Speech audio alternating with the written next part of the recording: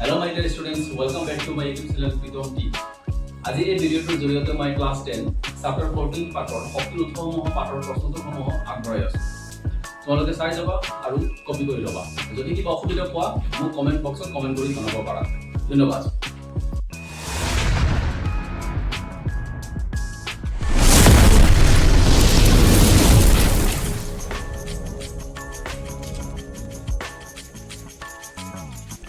প্ৰথম প্ৰশ্নটো হ'ল শক্তিৰ ভাল উৎস কি? নম্বৰ 1, ইয়াৰ কেলৰিমান অতি উচ্চ হোৱা অতিকৈ প্ৰয়োজন, উপযুক্ত জ্বলন উষ্ণতা থকা উচিত, ইয়াৰ দহন বেগ মধ্যমীয়া হোৱা উচিত, সংৰক্ষণ আৰু পৰিবহণ সহজতৰ হোৱা উচিত, অতি সহজে পোৱা যাব লাগে, যি সবাতোকৈ কম খৰচ সাপেক্ষে হয়।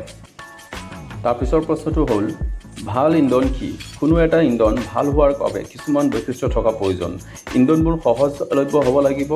জ্বালানি বা ইন্ধন হিচাপে ইয়াৰ কেলৰিমান অতি উচ্চ হোৱা অতিকৈ প্ৰয়োজন। কোনো এটা ইন্ধনৰ এটা উপযুক্ত জ্বলন উষ্ণতা থকা উচিত। ইয়াৰ সংৰক্ষণ আৰু বহন সহজতৰ হ'ব লাগিব।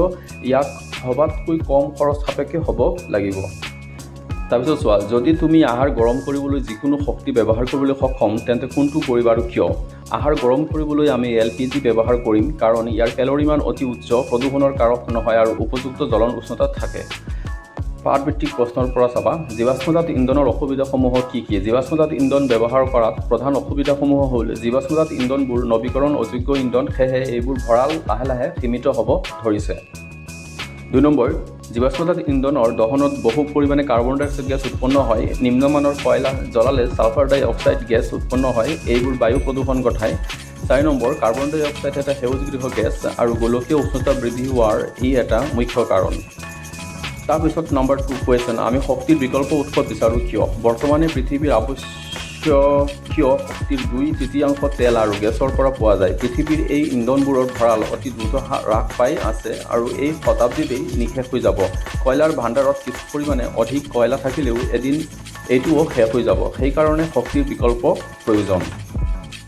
নেক্সট কুৱেশ্যন, আমাৰ সুবিধাৰ বাবে বায়ু আৰু জলশক্তিৰ পৰম্পৰাগত ব্যৱহাৰৰ কি পৰিৱৰ্তন অনা হৈছে? বায়ু শক্তি। বায়ুকলৰ সহায়ত বায়ু প্ৰবাহক শক্তি মানুহে বিভিন্ন কামৰ কাৰণে বহু বছৰ ধৰি ব্যৱহাৰ কৰি আহিছে। বায়ুকলত কেইবাটাও বতাহ চালিত টাৰ্বাইন একেলগে কৰি এটা বায়ু বিজুলী কল নিৰ্মাণ কৰা হয়। এনে বায়ুকলক বায়ু পাম্প বুলি কোৱা হয়। বায়ুকলত কেইখনমান বায়ু ঘূৰ্ণী যুক্ত হৈ থাকে। বায়ু প্ৰবাহে এই বায়ু ঘূৰ্ণী বা পালবোৰক লাহে লাহে ঘূৰালে বায়ুকলে ঘূৰ্ণীয় বল লাভ কৰে।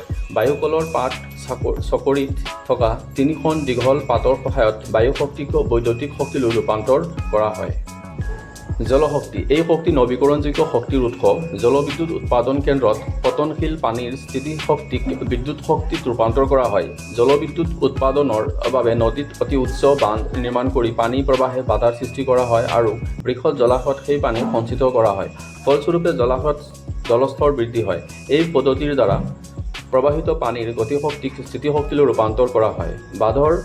বান্ধৰ এই উচ্চস্তৰীয় পানীক নলীৰ সহায়ত বান্ধৰ তলত স্থাপিত টাৰ্বাইন চালিত কৰি স্থিতিশক্তি ক্ৰমাৎ গতিশক্তি আৰু বিদ্যুৎ শক্তিলৈ ৰূপান্তৰ কৰা হয়।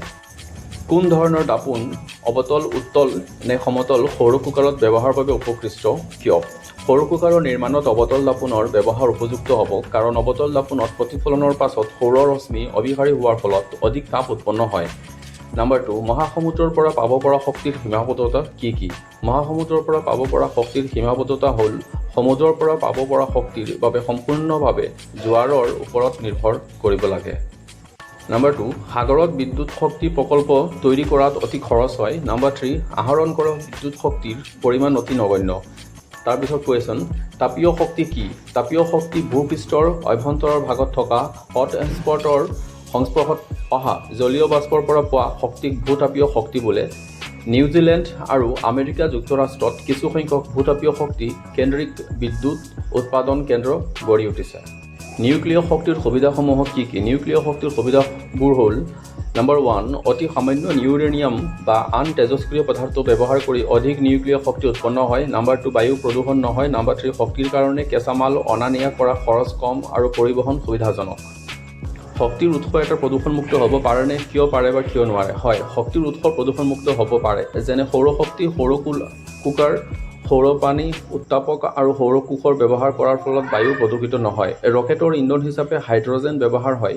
তোমালোকে ইয়াক CNG-কৈও পৰিষ্কাৰ ইন্ধন বুলি গণ্য কৰিবা নেকি? কিয় কৰিবা বা কিয় নকৰা? হাইড্ৰজেন গেছ দহন কৰিলে পানী উৎপন্ন হয়, কিন্তু CNG-ত মিথেন থাকে আৰু ইয়াৰ দহনৰ ফলত কাৰ্বন ডাই অক্সাইড উৎপন্ন হয়। গতিকে হাইড্ৰজেনতকৈ CNG-ক পৰিষ্কাৰ ইন্ধন ক'ব নোৱাৰোঁ।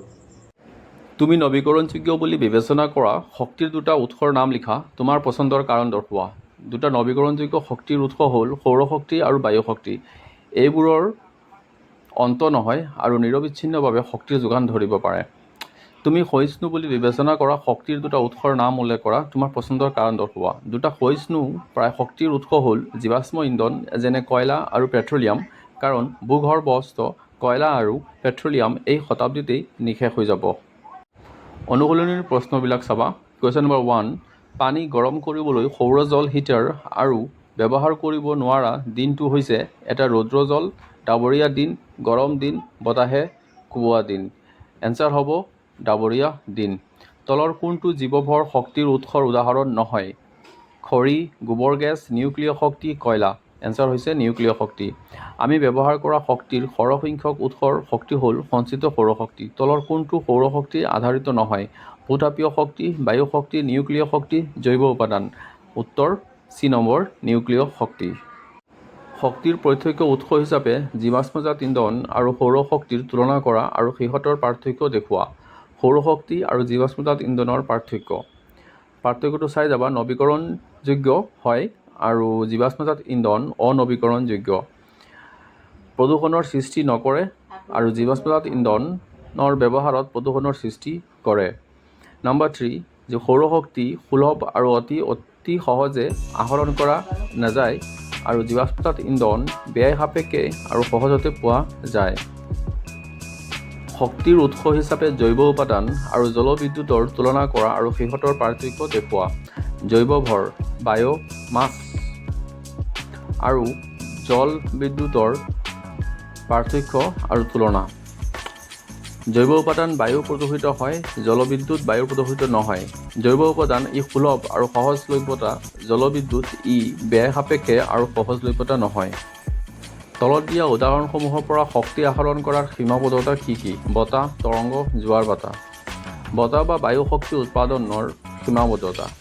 বায়ু প্ৰবাহ দুৰ্বল হ'লে বায়ু শক্তি আহৰণ কৰিব নোৱাৰি। বতাহৰ বেগ 15 কিলোমিটাৰ প্ৰতি ঘণ্টাতকৈ কম হ'লে বায়ুকলৰ ব্যৱস্থা ফলপ্ৰসূ নহ'ব।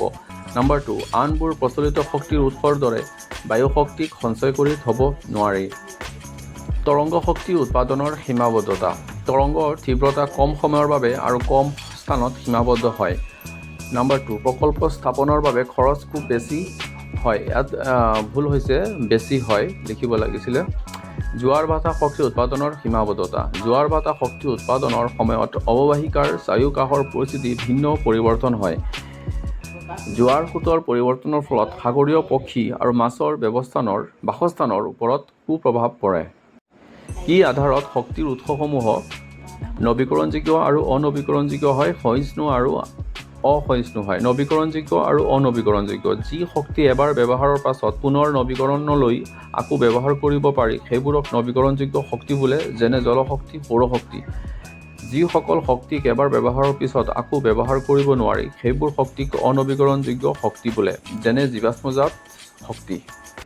সহিষ্ণু, জোৱা আৰু অসহিষ্ণু। প্ৰকৃতিৰ যিবোৰ শক্তি সম্পদ ব্যৱহাৰৰ পাছত ক্ষয় হৈ যায়, অৰ্থাৎ ব্যৱহাৰৰ ফলত নিঃশেষ হৈ যায়, সেইবোৰ হ'ল সহিষ্ণু আৰু সহিষ্ণু জোৱা সম্পদ, যেনে জীৱাশ্ম ইন্ধনজাত সম্পদ। আনহাতে প্ৰকৃতিত যিবোৰ শক্তি সম্পদৰ ব্যৱহাৰৰ পাছত আকৌ পুনৰ ব্যৱহাৰ কৰিব পাৰি, যিবোৰৰ ক্ষয় নহয়, সেইবোৰ হ'ল অসহিষ্ণু সম্পদ, যেনে সৌৰ শক্তি।